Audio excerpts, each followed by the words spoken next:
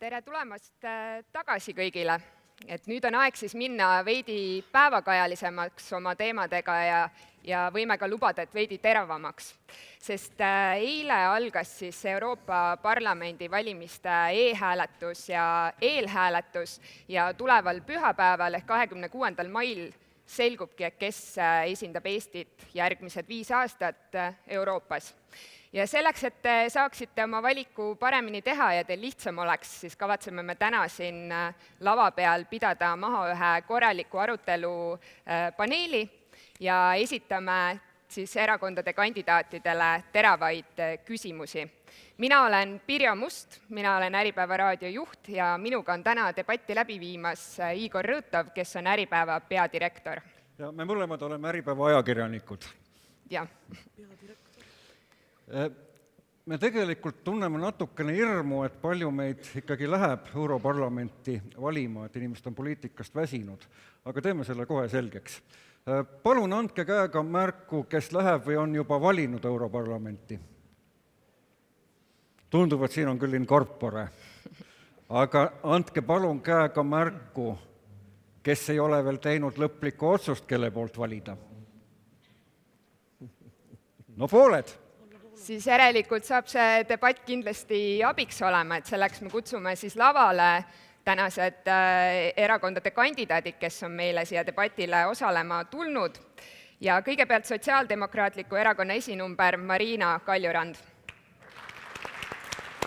Siis Reformierakonna esinumber Andrus Ansip, palun.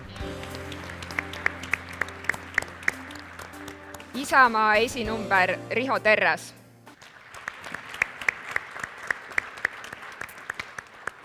Samuti Eesti 200 esinumber Lauri Hussar ja Keskerakonna kandidaat Andrei Korobeinik. Tere tulemast!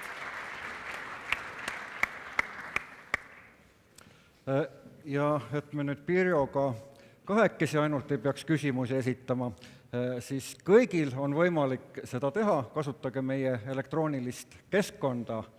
See on tõesti vajalik praegu. Loomulikult me kõigile küsimustele ei jõua vastata, aga me lubame, et me saadame nad inimestele edasi ja te saate oma vastused kätte. Ja samuti seadke oma nutiseadmed kindlasti enda lähedale ka siis, kui te ei kavatse esitada küsimust, sest et paneeli lõpus tuleb veel üks ülesanne. Aga kuna meil on täna väga vähe aega, mis on kahetsusväärne, et 45 minutit, siis me sellist suurt sissejuhatust teemadesse teha ei saa, asume kohe asja juurde. Ja küsiksingi teilt, austatud kandidaatidelt, et meil on saal täis täna juhte ja ettevõtjaid, keda on siin mitusada. Mida nad võidavad, kui teie olete Euroopa Parlamendis? Marina, palun. Aitäh, tere ka minu poolt. Ma arvan, et te olete näinud mind tegutsemas nii rasketel kui ka kergematel aegadel, nii äridiplomaatias kui julgeolekupoliitikas, kultuuridiplomaatias ja ma arvan, et võib-olla need teod räägivad rohkem enda eest. Ma saan öelda, et kui ma lähen Euroopa Parlamenti, siis ma jätkan Eesti esindamist targalt, väärikalt ja nii, et ei pea minu pärast häbenema. Palun, Andrus. Ma aplodeerin sellepärast, et need olid täpselt need sõnad, mida mina tahtsin öelda. Et ma olen juba piisavalt kaua elanud ja inimese iseloom ja ilmavaade on välja kujunenud. Te kõik teate, mida minult on mõtet oodata ja mida minult kindlasti mõtet oodata ei ole. Ehk siis nii nagu ma olen kaitsnud Eesti ja ka teie huve sealhulgas, nii ma kavatsen seda ka teha edasi, kui mind usaldatakse ja valitakse Euroopa Parlamendi liikmeks. Aitäh! Mina luban kindlasti ka uusi tuuli Euroopa Parlamenti, et lisaks sellele, mis siin juba eelpool on olnud. Peale selle ma luban, et kõike, mida ma olen oma elus teinud, teen ma täpselt samamoodi edasi südamega ja suure pühendumusega ja mul on 2 valdkonda, mille eest ma tahaksin iseäranis seista. Ma sõitsin täna siia siia elektriautoga ja pidin Märjamaal laadima, sest ma sõidan eelmise generatsiooni elektriautoga ja ma pean ütlema, et see taristu olukord ei ole enam täna selline, nagu ta võiks olla, et kindlasti elektromobiilsus on teema, mis ühel hetkel kogu selle keskkonnapaketi raames peaks Euroopas olema oluliselt suuremas fookuses ja teiselt poolt ma tahaksin seista vaba sõna ja sõna vastutuse eest, sellepärast et kindlasti Euroopa ajakirjandusmaastik vajab täna tuge kas või digimaksu kehtestamise näol, sellepärast et ajakirjandus ei ole surve all ainult Eestis, vaid ajakirjandus on kahjuks ka nii majandusliku kui ka muu surve all mujal Euroopas ja selle eest tuleb seista. Aitäh! Tere, mina olen Riho Terras, mind te poliitikuna tegelikult ei tunne, nii et ma ei saa teha sellist sissejuhatust nagu Andrus Ansip või Marina Kaljurand, aga teine asi, mida ma kindlasti teha ei taha liiga palju uut tuult tuua, Euroopa on uut tuult täis, tegelikult peaks Euroopa kontsentreeruma asjadele, vanadele headele, juba tuntud asjadele, lähtuma sellest, et on olemas mingid kokkuleppeid, nendest kokkulepetest tuleb kinni pidada, Euroopas täna seda veel ei tehta. Ühtlasi tahan ma kindlasti Euroopa Rahvapartei ainukese erakonnana, kes Eestist on Euroopa Rahvaparteis, Eesti asja eest seista, sest kui Isamaad Euroopa Rahvapartei ridadesse ei valita, siis ei ole seal kõige suuremas Euroopa Parlamendi fraktsioonis mitte ühtegi eestlast protsesse mõjutamaks. Ja seal ma tahan kindlasti ühineda Euroopa Rahvapartei mõttega, et tuleb vähendada bürokraatiat, on välja öeldud number 1000 õigusakti, mina olen natuke ringi vaadanud 40 000 direktiivi ja umbes 135 000 õigusakti on Euroopa Liidus olemas. Järelikult tuleb teha regulaarset auditit administratiivsetele ja regulaarsetele dokumentidele ja prügikasti visata need, mis päriselt Eesti inimest pärsivad, kuna see bürokraatia on just nimelt väikeettevõtetele suhteliselt suur väljakutse. Ja samas tahan seista võrdsuse eest nii selles, et Euroopa ühisturg toimiks, eriti teenuste valdkonnas ja põllumeestele võrdsemate toetuste eest tahan ka seista. Aitäh, palju teemasid juba. Andrei. Ja mina tulin siia elektribürokraataga. Ilmselt ladina keeles tähendabki ju vahepealne, üleminek, kuskilt kuhu. See on psühholoog kõrvaltaust. Mingid hääled, jah? See hääl oli. Läks programm peale. Aga see ei ole osa minu valimisprogrammist, et mina tegelen infotehnoloogiaga ja ma arvan, et see minu hääl kostab praegu seal, mis toob meie rahvast juurde. Ja ma arvan, et Eesti peabki rohkem ennast kehtestama selles valdkonnas, et Euroopa Liidus võiks olla ühtne ID-kaart, meil on palju erigi teenused, mida me saame teistele pakkuda, sellest võidavad nii Eesti firmad kui ka Eesti riik. Viimasel ajal on Eesti kahjuks silma paistnud igasuguste kahtlaste tsensuuriseadustega, see ei pea nii olema, ka teisiti on võimalik. Julgustaksin teid kõiki küsima, seal on see Menti.com mobiilis sisse ja saate kohe seda teha. Võite ka ise käega märku anda, ei ole esimest küsimust juba tulemas. Et kui ei ole, siis me küsime ise. Et Lauri Hussar, kas sa kahetsed ka, et sa ei ole enam Postimehe peatoimetaja? Tundub praegu, et Postimehe peatoimetaja ametis neid samu nagu väärtusi oleks olnud märksa lihtsam kaitsta. Oleme ausad, poliitikana sa oled ju luuser. Riigikokku sa ei saanud ja vaevalt nüüd ime läbi võid sa sinna Euroopa Parlamenti saada. Ma tegin selle otsuse väga selgelt ja kaalutletult nähes, et on vaja mõjutada protsessi teistmoodi. Postimehe peatoimetajana, selle üle on ka arutletud, et kas on olnud võimalus mõjutada üht või teist protsessi, siis poliitilisi protsessi sellisel kujul ikkagi peatoimetaja mõjutada ei saa. Et meil on täna arutelu selle üle, et kas sõna on vaba, jah, sõna on vaba. Kõik Postimehe ajakirjanikud on oma otsustes ja artiklite kirjutamises vabad ja seetõttu ka neid protsesse ei ole võimalik selliselt mõjutada. Minu põhjus kandideerimiseks Riigikogusse oli seotud sellega, et ma kindlasti ei tahtnud üles ärgata Eestis, mida juhivad paremradikaalid ja kahjuks see, et Eesti 200 jäi napilt puudu Riigikogu mandaadist, tähendas seda, et ma ikkagi ärkasin üles sellises Eestis, milles ma ei taha ärgata, aga ma loodan, et see eksperiment lõpeb varsti. Nii et ka see on üks põhjus, miks ma täna Euroopa Parlamenti kandideerin. Ja tunned, et Postimehe peatoimetajana oleksid sinu võimalused väiksemad seda kõik ära hoida? No praegu see, mille üle arutletakse ajakirjanduses, on ka seotud ajakirjanduse vabaduse ja ajakirjanduse õigusega ise kirjutada, ise otsustada ja kindlasti ma arvan, et ajakirjandus on kindlasti mõjukas, aga poliitilistes protsessides oli minu soov ka kindlasti oma isiku ja oma kandideerimisega anda kaasa Eesti 200-le seda tuge. Ma suutsin natukene pakkuda, paraku jäi mõnest asjast puudu, pisut ka strateegilisest kommunikatsioonist selleks, et olla edukas Riigikogu valimistel, aga meie tee on pikk ja 4 aasta pärast me kandideerime kindlasti uuesti. Andrus Ansip, et õige mitusada aastat tagasi Machiavelli on öelnud, et inimesed liikuma panevad jõud on raha ja võim. Et nende kahe asjaga peaks ju teil ometigi korras olema. Mis paneb teid praegu, kust te leiate selle motivatsiooni praegu poliitikas aktiivne olla siin Europarlamenti kandideerida? Noh, kumbagi, mida teie nimetasite, pole inimestel kunagi küllalt. Aga minu puhul tõepoolest need kaks ei ole liikuma panevaks jõuks. Et lisaks sellele on neid liikupanevaid jõude ju päris mitmeid, näiteks soov ennast teostada, soov teha midagi inimestele kasulik ja kui sa tunned, et sus on veel midagi, mida sa tahaksid teha ära, et miks siis loobuda.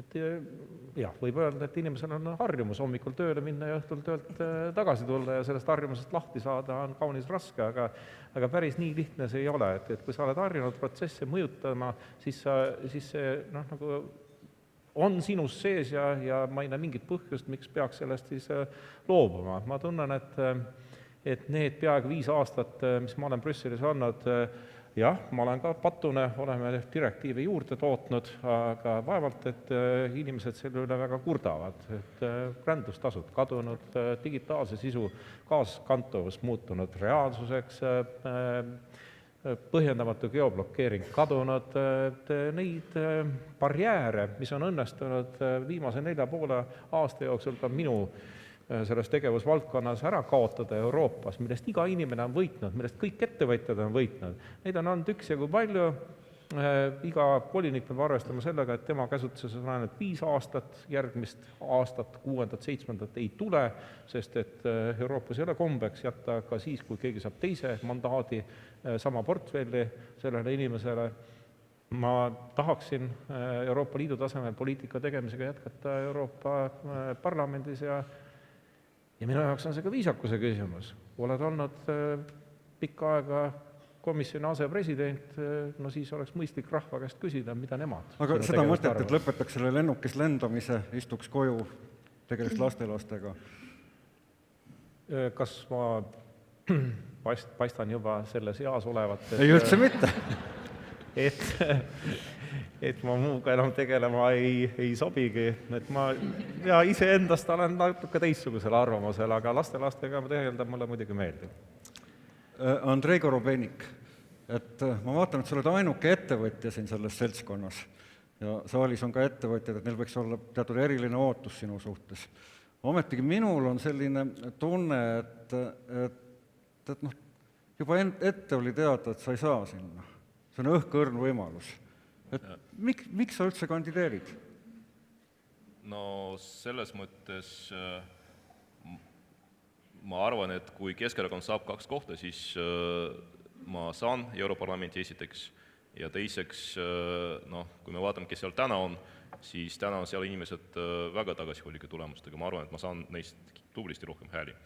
Aga minu panus on ka programmiline, täpselt nii nagu ka Riigikogu valimistel, kui ma Riigikogu kandideerisin ja kui ma poleks sinna pääsenud, siis paar peatükki Keskerakonna programmist on minu poolt kirjutatud ja ma arvan, et nad leiaksid teostusega siis, kui mina seal ei oleks, aga kui sa ise pääsed parlamenti, siis muidugi on lihtsam neid asju ellu viia. Aga väga lühidalt, mis need paar asja olid, mis te lubasite ettevõtja jaoks just teha ära? Riigikogus või Europarlamendis? Europarlamendis. No ma räägingi, et Europarlamendi puhul üks väga oluline aspekt on e-teenused ja Riigikogus ma olen sellega tegelenud eelmises koosseisus üle-eelmises õigemini, et eelmis ma ei kandideerinud, et mul oli seal parima seaduse auhind koos Kristen Michaliga avatud andmete seaduse eest ja ma arvan, et Eesti on tegelikult päris palju selles valdkonnas teinud. Euroopa Liit erinevatel põhjustel ei panusta teatud sektoritele, seal on erinevad põhjused, et mõni riik kardab privaatsuse pärast, mõnes riigis ei ole areng nii kaugele jõudnud. Eesti jaoks oleks väga suur mainevõit, kui meie e-teenused oleksid üle Euroopa kasutusel. Et Eesti riik võib-olla sellest otseselt raha ei teeniks, aga meil on oht, et Eesti maine IT-sektoris hakkab langema, et selleks, et seda vältida, ma arvan, Eesti peab tegelema proaktiivselt e-riigi teenustega. Et ma veel kord mainin, et viimased initsiatiivid, mida Eesti poolt on tulnud, kindlasti ei leia toetust. Et ma ei nõustu härra Ansipiga selles küsimuses, et inimesed ei kurda nende direktiivide pärast, et need inimesed, kes avaldavad meelt autoriõiguste seaduse vastu, neid on päris palju ka Eestis ja väita, et nad ei kurda, oleks võib-olla natuke selline kerge liialdus. Meil on tulnud küsimusi saalist, ma ühe loen siin ette, paluks igal ühel lühidalt vastata ja küsimus on niisugune. Kuidas lükkate ümber kuvandi, et Euroopa Parlament on kauge ning meie hääl on seal olematu ning ei muuda kuigi palju? Marina. Ma arvan, et ma lükkan selle ümber sellega, kui te vaatate, mida tegelikult meie saadikud on seal teinud. Ja kui ma toon konkreetse näite, siis Marju Lauristin viimases koosseisus tegi digiteemadel, privaatsuse teemadel ära raporti, kaitses seda, esindas seda teemat. Ivari Padar on lükanud põllumajanduspoliitikat ja on juhtinud mitte ainult Balti riikide rühma, vaid ka teisi riike põllumajanduspoliitika tegemisel. Ehk mina väidan, et üks inimene, ta ei muuda ära kogu Euroopat, ta ei muuda ära ka võib-olla tervet seda teemat, aga üks inimene saab väga palju ära teha, ta saab ehitada liitusid, ta saab koguda toetust ja ta saab panna ennast kuulama. Riho Terras. Ma arvan, et see on üks võitlus tuuleveskitega, aga seda tuleb teha selliselt, et Eesti ajakirjandus võtaks ka ette ja aitaks neid parlamendisaadikuid Euroopa Liidus rääkida nendel teemadel, et neid teemasid Eesti inimesele lähemale tuua. Praegu on ikka nii, et klikimeedia pigem räägib sellest, kui palju need saadikud palka saavad ja millise autoga nad sõidavad, mitte sellest, mida nad seal teevad. Inimestega rääkimine on väga oluline, kuidas seda teha. Ma ei ole praegu veel kogemust ei oma, aga oma arusaamist mööda arvan, et pidev kontakt Eesti inimestega nende parlamendisaadikute poolt ja kõige parem, kui nad seda veel koos teeksid, siis oleks nagu tugevam sõnum Eestisse, et see Europarlament on tähtis, sest tegelikult ta ju on tähtis, seal ikkagi antakse Eesti inimeste jaoks välja õigusakte, mis meie elu igapäevaselt puudutavad, ehk kui kõik 6 või 7 saadikut koos sellest üheskoos regulaarselt kord kuus, võib-olla veel tihemini Eesti inimestele saaksid rääkida, oleks oluline ja seal on ajakirjandusel minu arust suur roll. Lauri. No mina ütlen seda, et kindlasti on Eesti ajakirjanduses väga häid näiteid. Ma toon näiteid Vikerraadio ajakirjanik Arp Müller ja Mirko Ojakivi, kes käivad aktiivselt Strasbourgis, Brüsselis Euroopa Parlamendi tegemisi kajastamas, on väga head eksperdid ja võimalik, et ühed kõige paremad Euroopa Parlamendi teemasid käsitlevad eksperdid Eestis üldse. Mis puudutab seda, kuidas Eesti hääl oleks kõlavam, siis mina ütlen teile, et Euroopasse ei tule minna ainult mitte Eesti asja ajama, vaid Euroopasse tuleb minna ka Euroopa asja ja see teine võib isegi veel olulisem olla, sellepärast, et mida tugevam on Euroopa, seda paremini läheb Eestil ja see on see võti, millega on võimalik oma häält Euroopas kuuldavaks teha. Andrus Ansip, ma isiklikult julgen tunnistada, et minu jaoks on, et ma lähen tõesti valima Europarlamenti, aga see asi on minu jaoks leige. Mul tundub, et oled seal sina, on Marina, on seal Lauri, et kõik on suhteliselt ükskõik, et mäng käib üle meie pea. No eks sel tundel ole ka mingisugune reaalne tagamaa, et selge see, et Eesti ei ole sama suur kui Saksamaa. Aga ma julgen väita, et vähemalt selle parlamendi koosseisu Eestist valitud saadikud pole mitte keegi mitte kuhugi kadunud. Tõsi, Eesti inimesed muidugi ka teavad kõiki oma Euroopa Parlamenti valitud saadikuid ja nad teavad ka enam-vähem, millega need inimesed on tegelenud seal. Aga paraku Euroopa Liidu tasandil, Euroopa Parlamendis seal 751 hulgas või tulevikus 705 hulgas inimene peab spetsialiseeruma. Ja kui üks Eestist valitud saadik tegeleb spetsiifilise valdkonnaga, siis loomulik on see, et sellest valdkonnast huvitanud inimesi ei ole Eestis ülearu palju ja ka Euroopas tervikuna ei ole ülearu palju. Aga vähemalt viimases koosseisus ei ole olnud neid, kes on läinud sinna looderdama, kes on ära kadunud. Ma ei pea kiitma siis mitte minu erakonda kuuluvaid parlamendisaadikuid, aga ma ometi teen seda, ehkki ütleme, et mõne puhul oleks ma soovinud, et nad oleks pigem ära kadunud, kui väga silmapaistvalt Eesti vastu esinenud. Lähen personaalsete küsimustega edasi. Riho Terras, me oleme teie väljaütlemistest aru saanud, et teie soov on ühel päeval X saada need Narva-tagused maad Tartu rahujärgsed Eestile tagasi. Kas te tõesti usute, et selle mõttega leiate Europarlamendis laia kandepinnaga toetuse? Ma kindlasti ei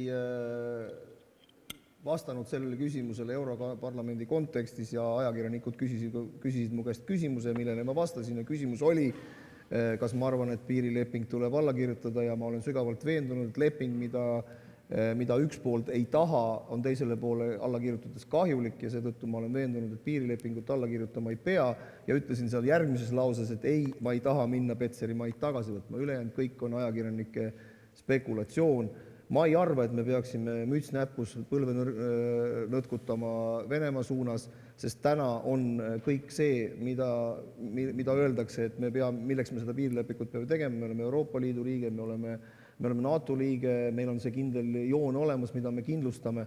See ei anna meile mitte midagi ja see leping ei tule ka. Et selle tõttu ma seda konkreetset asja välja ütlesin ajakirjaniku küsimuse peale. Mul on üldse kombeks öelda seda, mida ma mõtlen ja olen seda veendunud, selles küsimuses olen veendunud ka siis, kui ma olin Kaitseväe juhataja. Tuleb järjest küsimusi, ma tahtsin selle Eesti maine küsimust mitte nagu puudutada, aga soove on siin nii palju, et ma siiski loen selle küsimuse ette. Et konkreetselt küsimus Andrus Ansipile, aga ma arvan, et ka kõigile teistele. Et kuidas te suhtute teie enda ja teiste pikaajaliselt raskesti üles ehitatud Eesti maine muutusesse viimase paari nädala jooksul? Loomulikult küsija teab ju vastust ette juba, halvasti suhtun ja see küsimus mainest, ka Andrei esitas selle küsimuse, või konstateeris vähemalt, et Eesti IT-sektori maine võib hakata langema ja nii edasi. See põhjus ei tule mitte IT-sektorist. IT-sektori maine on endiselt väga, väga hea, aga see põhjus tuleb hoopis mujalt. Praeguse valitsuse käitumisest ja eriti ühe erakonna käitumisest. Võib ju mängida mingisugust totakat märkide mängu ja arvata, et see kõik jääb kuhugi Eesti sisse. See sama heatuju märk, ma olin Pariisis sel päeval, kui Le Pen külastas Eestit ja uskuge mind, kõik telekanalid, mida mina jõudsin klõpsida, kõik suuremad ajalehed, kõik olid seda nõndanimetatud heatuju või akvalangistide märki täis. Täna ma näen, et vabandatakse juba ka Ruben Kaalepi nimel, kes seda märki näitas, et see vabandamine on Eestis muutunud kuidagi massiliseks, et me kogu aeg justkui peaksime midagi õigustama, vabandama, et käituge nii, et ei ole vaja vabandada. Et praegu taheti luua suhteid siis ühe Prantsuse erakonnaga ja tegelikult rikuti ära suhteid, nii palju kui neid rikuti muidugi, võimul olevat erakonnaga Prantsusmaal ja ka selle opositsioonis oleva erakonnaga, kuna nad sattusid väga kehva olukorda, Le Pen on teinud väga palju, et meil puhastada pidi- oma erakonna imagot ja nüüd ta sai omale jälle külge juudivastasuse ja kõik muud meil märgid. pidi saadis olema ka Jaak Madisson, kes oleks ilmselt esmane inimene, kes sellele küsimusele Tema vabandaski. võiks vastata või laiemalt kommenteerida, aga ta hommikul tuli temalt SMS, et ta kahjuks isiklikel tervislikel põhjustel ei saa siin osaleda. Aga vabandamine on tervist kahjustav tegevus, nii et Riho Terras, kas toote kastanid tulest välja, kuidas selle mainega ikkagi on? Igasugune lärmamine, räuskamine ja populism ei meeldi mulle, ei meeldi see mulle ei valitsuspartei poolt ega ka praeguse opositsiooni poolt, kes valimatult loobib seisukohti, millel ei ole reaalsusega palju pistmist. Ei meeldi mulle, et Yana Toom viib lilli pronkssõdurile koos nendega, kes kannavad Georgi linte, ja ei meeldi mulle, kui Le Pen käib Eestis külas. See on koalitsioonide probleem, et on asju, mis ei meeldi, aga Isamaal oli valik, kas jääda opositsiooni või olla valitsuses ja saada endale kohad, et hoida püsivat joont välispoliitikas, kaitsepoliitikas, mis Isamaa jaoks on olulised olnud. Ja ma usun, et mitte keegi teist ei ole valmis viskama kivi meie välis- ja kaitseministri suunas, kes on mõlemad pika kogemusega ka Ansipi valitsuse ministrid olnud. Nii et hoiame siis, mis meil on ja püüame sellest Eesti maine mahatõmbamisest hoiduda mõlemalt poolt. Mitte ainult üks pool ei ole konfliktis kunagi süüdi. Selge, Marina, palun. Mina olen valmis seda kivi viskama. Ja ma tahan öelda, et täna ei vastuta selle Eesti välispoliitika eest, mis on kiiva läinud. Selle välispoliitika eest, mida Madisson nimetas Eesti diplomaatia suurpäevaks, aga mis oli tegelikult ilmselt tema suurpäev, kuna ta kohtus esimese välismaalasega. Selle eest vastutavad kõik 3 erakonda. Ja kui Riho viitas kaitseminister Jüri Luigele, siis selle eest vastutab ka kaitseminister Jüri Luik.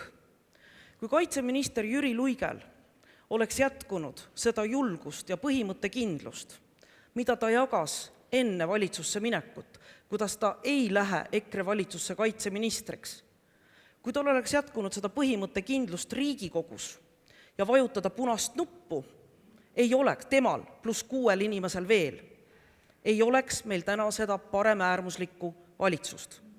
Nii et selle eest, mis toimub praegu Eesti mainega, mis toimub Eesti välispoliitikaga, vastutavad kõik 3 võrdselt. Ei saa lükata süüd ühe peale, see on koalitsioon, see on valitsus ja vastutab ka Isamaa, nii et kõik need üllad loosungid sellest, kuidas saaks säilitada püsivat joont välispoliitikas, on tänaseks läinud vastu taevast, kahjuks.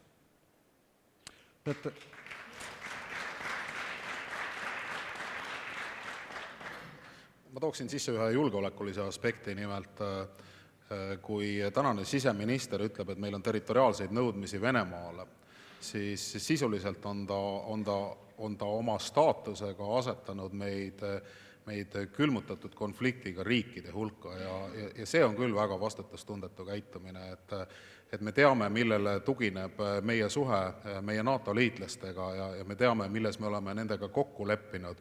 Me teame, kuidas tuleb täna selgitada Eesti valitsuse positsioone ja Eesti riigi positsioone meie liitlastele. Ja see ei ole küll kuidagi Eesti riigi huvides, nii et mida kiiremini, ma ütlen veel kord, mida kiiremini see eksperiment Eesti poliitikas ära lõpeb, seda parem. Sellepärast, et tõsi, et ühel hetkel saab Euroopa Parlamendi valimisperiood läbi, tõenäoliselt läheme natukene rahulikumasse vette, aga ikkagi see retoorika jääb, need raadiosaated jäävad, see ettekujutus, kuidas riiki pidevalt ärevil hoida ja milliseid sõnumeid edasi anda, see kõik jääb, aga see ei aita meil ühel hetkel paremat Eestit ehitada.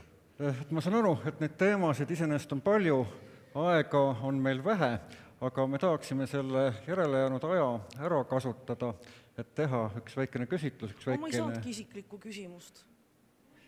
Kõik mehed said isikliku küsimuse. On ju? Palun! Kui ma ise ei ütle, siis ei seisa keegi minu eest. Kui te tahate... Marina.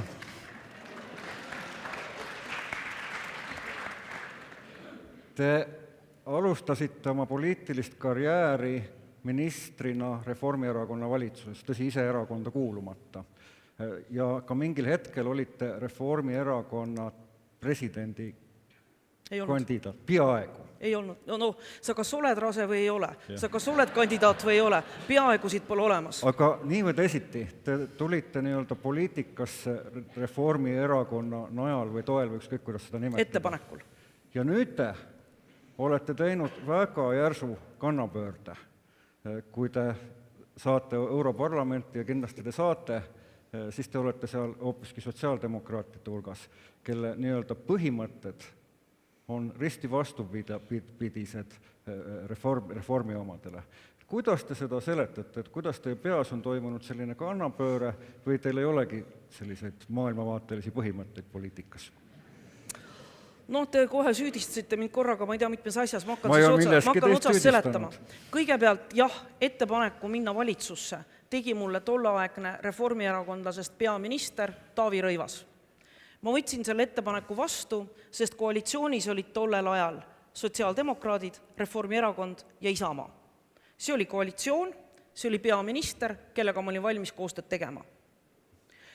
Kas ma saan öelda, et Eestis on olemas üks ideaalne erakond, kus mulle meeldib kõik? Ei ole, ma peaksin ta looma. Nii et kui ma vaatasin oma poliitilist tulevikku, siis ma leidsin, et mind ühendab täna sotsiaaldemokraatidega kõige rohkem. Ja lubage, ma tsiteerin siin tuntud majandusteadlast, kes pidas loengu ka Eesti Pangas, kes oli Ardo Hanssoni õppejõud Jeffrey Sachs, kes ütles, et see, mis täna Eestis puudu on puudu innovatsioon, haridus ja sotsiaaldemokraatlik filosoofia. Ehk me oleme oma majandusarengutes olnud väga head, aga nüüd on see aeg, kus tuleb järgi tõmmata neid, kes vajavad rohkem abistamist, neid, kes on jäänud kas hammasrataste vahele või neid, kes on nõrgemad. Ja mina arvan ka, et Eesti ühiskonnas on täna see aeg käes ja sellepärast liitusin ma sotsiaaldemokraatidega. Nii, Vabandust, Marina, aga kui sel ajal, kui Keskerakond ja nüüd ka sotsiaaldemokraatidega koos on võimul olnud, on Eestis kihistumine süvenenud, mitte vähenenud. Vaata Gini indeksit, vaata ülemist alumist tulukventiili, vahe on suurenenud, mitte vähenenud, kusjuures vahendid, mis on just suunatud nende lõhede vähendamisele, on hüppeliselt kasvanud, aga tulemust pole saavutatud. No päris nii see ei ole. See on ikka päris nii. Kui me vaatame konkreetseid meetmeid, siis no ütleme ka Reformierakond muutis oma suhtumist lastetoetustesse, mida sina, Andrus, nimetasid lennuki pealt raha viskamiseks. Kaja Kallase aegne Reformierakond toetas sotse, et lastele tuleb laste toetus peab tõusma, lasteaiakohad peavad saama tasuta. Me ei ole täna valitsuses. See pole kindlasti me ei saa seda teha. Euroopa teema, aga Ise kas te arvate, et 2007. aastal poleks meil piisavaid vahendeid olnud, et lausaliselt laste toetusi tõsta? Ma olin siis ja olen endiselt sihtotstarbeliste toetuste poolt. Te kaks olete kõige populaarsemad, ma ei lase teid enam rääkida, te olete kõige populaarsemad kandidaadid ja vaatame, kes teist saab rohkem hääli. Aga ma tahaksin läbi teha gallupi ja tõesti me saame kohe teada, kes teist saab rohkem hääli. Ja nüüd ma palun kindlasti sinna menti.com sisse logida, sest muidu me adekvaatset tulemust ei saa. Ja meil peaks nüüd siis tekkima aga reegel on siis see, et lähtuda ka sellest, et mis siin täna toimus lava peal, et just selle arutelu põhjal ka. Te saate nende 5 inimese hulgast valida, kes teile tundus praeguse mulje põhjal kõige sobivam inimene Europarlamenti ja me hakkame siin nägema, kuidas see asi edasi läheb. Aga teile ka ülesanne. Ja teile on ülesanne niisugune, et vaadake üksteisele otsa.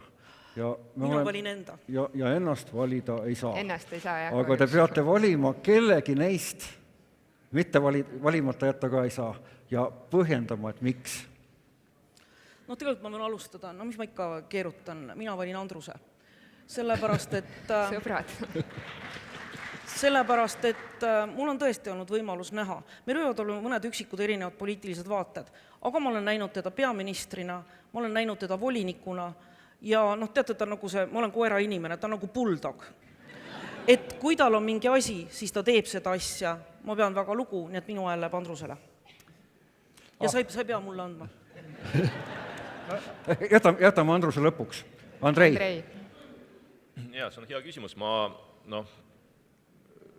täna ma ilmselt valiks Laurit, sellepärast et ta nagunii valimiskünnist ei ületa, aga see ei ole tõsi, sellepärast Aga et, mul on, et väga meil suur- on täna 7% ja ma arvan, et me oleme tõusutrendis, nii et see ei ole tõsi, et ärme prognoosi, ei ole keegi prohvetid. tõusutrend võib olla, aga valimiste nädala pärast selles mõttes, ega see trend nagu vist ei päästa, aga mul on Andrus Ansip hästi sümpaatne, et lihtsalt tema need initsiatiivid, mida siis viimasel ajal on ta ette võtnud, ei meeldi, aga poliitikuna kindlasti ma austan seda, et Andrus teeb seda, mida tema õigeks peab, et see on hästi oluline, aga täna ma teda ei vali kindlasti. Nagu näete, väga tasavägine on praegu Gallup, aga Riho Terras. Mina valiksin Lauri Hussari, kui ta lõpetaks populistlikud väljaütlemised, sest tegelikult maailmavaateliselt oleme me suhteliselt sarnastel vaadetel olnud vanasti, täna ta on küll endale leidnud uue lähenemise, aga ma usun, et ta siiski seisab nende samade asjade eest, mille eest mina, vähemalt nii, nagu ma teda vanasti mäletasin. Lauri, sa oled populaarne, aga mis sa ise arvad? Ma olen ikka see, kes ma olen, et ega ma ei ole muutunud ja ma peaaegu valiksin Andrust, sellepärast et me oleme ikka väga kaua teinud koos üht saadet peaministri tund ja ma mäletan selle ühte lauset, mis tasuta, see kasuta, aga tundub, et tänane Reformierakond on nii mõnigi kord oma lubadustes juba seda lubadust revideerinud, nii et ma vaataks siia oma vasakule poole ja mõlema härrasmehega on mul ka väga põnev ja pikk ajalugu, aga mina valiks Riho, sellepärast et Rihol on süda õige koha peal ja tal süda valutab sellepärast ja ta näeb, et need asjad, mis Eestis praegu toimuvad, et ei ole head. Ma usun, Riho, et sa ühel hetkel ka panustad väga jõuliselt sellesse, et see olukord, mis meid täna kindlasti ei rahulda, et see muutuks. Nii, Andrus on praegu 2 häälega ees Marinast. Sõbrad, 2 häält! Ma annan oma hääle juurde. Marina alustas nii, et ütles, Üks hääl läks maha just. mis siin ikka keerutada, et tema annaks oma hääle mulle, et mis mulgi ikka keerutada, mina annaks oma hääle Marinale ja ma põhjendan. 2007. aastal, siis kui me pronkssõdurit teisaldasime, Marina oli Moskvas Eesti suursaadik ja tema käitumine sel ajal suursaadikuna, see oli väga konkreetne, täpne, öeldakse, et inimest tunned kriisisituatsioonis. Et siis tuleb välja, kes ta tegelikult on. Lööb ta vedelaks, araks, hakkab ujuma, hakkab pendelt kuidagi otsima kohta erinevate jõudude vahel, mõtlema oma tulevikule, et aga järsku ei võida need, võidavad hoopis nood ja nii edasi. Et Marinal oli selg sirge, tema laused läksid lühemaks, täpsemaks, jõulisemaks ja ma arvan, et Marina mängis väga olulist rolli selles, et rahvusvaheliselt me tulime ikkagi tugevamana välja pärast seda pronkssõduri kriisi. Räägi. No olgu peale, Marinale andsin hääle ära. Ma võtan Andruse endale kampaaniameistriks. Selge pilt, meil on ainult mõned minutid veel lõpuni jäänud ja tegelikult need otsused veel päris tehtud ei ole ja päris palju kindlasti lähevad ka 26. mail veel valimisjaoskondadesse, nii et natuke rohkem kui nädal on jäänud. Aga nende paari minuti jooksul ma palun teil olla väga konkreetsed ja öelda 1-2 asja, mida te ära teete ettevõtjate ja juhtide jaoks, selle publiku jaoks. Lauri. Ma rääkisin 2 asjast, aga ma arvan, et üks kõige olulisem asi, mida mina tahaks kindlasti, et Euroopas ära tehtaks, oleks see, et ka Euroopa Liidus rakenduks see, mida meie tunneme Eestis digiriigi ja personaalse riigi näol. Sellepärast, et see on väga suur konkurentsivõimalus kogu Euroopa Liidule ja täna on meil Euroopa Liidu konkurentsivõimega probleeme. Kui kogu Euroopa muutuks oluliselt efektiivsemaks, siis ka teil muutuks oluliselt lihtsamaks oma äripartneritega suhtlemine. See aitaks oluliselt meil kulusid kokku hoida ja lõppkokkuvõttes, ma arvan, aitaks ka Euroopal suunata raha muudesse valdkondadesse, mis aitaks meil meil arendada just neid valdkondi, kus meil täna võib-olla see konkurentsivõime ei ole kõige parem, nii et jah, et see digiareng Euroopas on kindlasti oluline ja seal tuleb seletada ja veel kord seletada. Selge pilt. Andrei?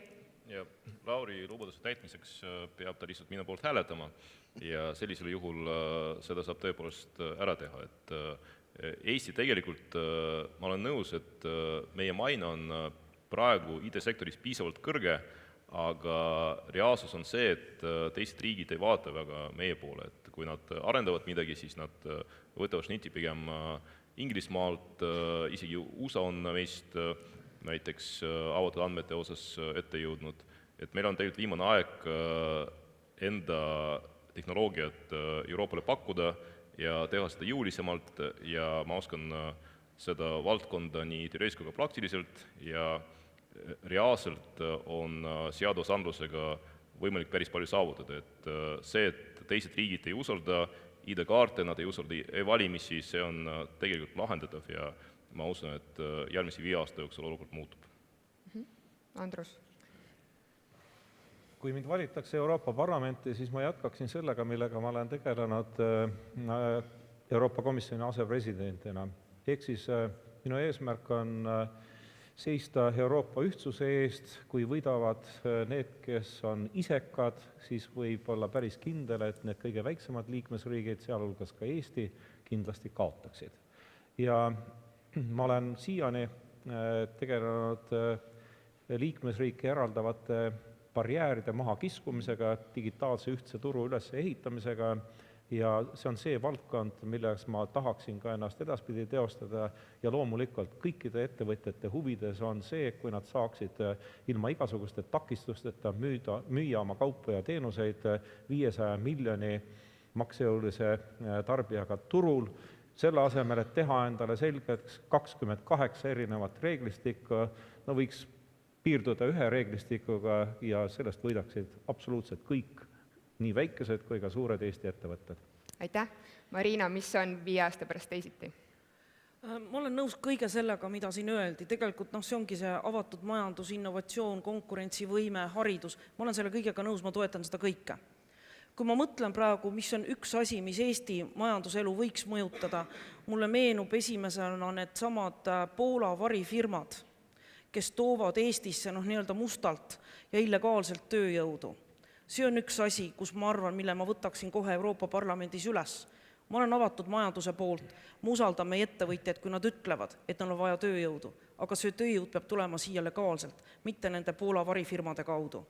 Teiseks, mul on 3 konkreetset asja. Teiseks, kuna ma olen sellises tõesti väga sellises omapärases grupis Euroopa Parlamendis, kui mind valitakse, sotsialistid ja demokraadid, kus on sees näiteks ka Kreeka kommunistid, siis ma võin öelda, et selle grupi sees jälgin ma, et ei tuleks välja lollusi ja püüan seda gruppi mõjutada nii palju, kui see on minu võimuses. Ja 3, mul on alati olnud olulised naised.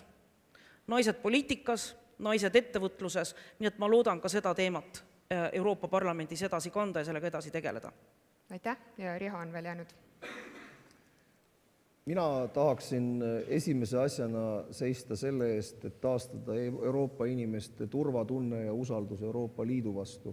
Seda on viimased aastad lagundanud nii sisepoliitiliste protsesside kui väljast sisse tulnud protsessidega, ehk Euroopa Liit peab muutuma terviklikumaks, toimetama suurel turul, maailma globaalsel turul ühtsemana, seisma oma inimeste eest, aga selleks peab inimestel usk taastuma ja turvatunne taastuma ja kõik nii finantskriisid kui migratsioonikriisid on selle turvatunne täiesti ära kaotanud. Nii et esimene asi on see, millega ma tahaksin tegeleda ja kuhu ma tahan panustada. Teiseks toetan kõiki eelkõnelejaid selle ühisturu ja eriti teenuste vaba liikumise küsimuses, kus mingil hetkel peab olema ikkagi ka nii, et suured ja vanad riigid ei saa hoida nii-öelda on küll teenuste vaba liikumine, aga siis on kuskil mingi pagarite tsunft, kes ütleb, et vaatamata sellele, et teenustel on vaba liikumine, kui see tsunfti liige ei ole, siis ei pääse. Ehk sellega igal juhul peaks intensiivselt tegelema ja selle nimel pingutama, et Eestis kui maarahval säiliks ka elu maal. Aitäh, sellega on meie aeg läbi, meie debatt on läbi. Aplaus kõikidele osalejatele. Näidake korraks numbreid ka. Et ma ei tea, te vist ei näe numbreid. Võib panna korra tagasi, jah? 85. Kas me saame näidata numbreid? No küll me näeme, oma mobiiliekraanilt igaüks näeb seda numbrit. See ei jää saladuseks, Marina, ärge muretsege. Ja nagu teistelegi esinejatele kingime väikse kupongi. Selle kupongiga saate siin foeest välja valida ühe Äripäeva hea raamatu teie omal valikul. Jah. Aitäh. Aitäh. Aitäh. Aitäh.